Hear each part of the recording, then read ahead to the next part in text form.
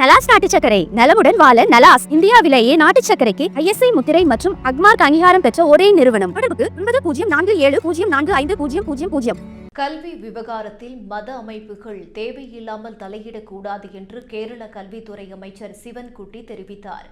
கேரளாவில் நடப்பு கல்வியாண்டில் கற்பித்தல் நேரத்தை காலை 15 நிமிடம், மதியம் 15 நிமிடம் என 30 நிமிடங்கள் வரை நீட்டித்து அம்மாநில அரசு உத்தரவு போட்டிருந்தது.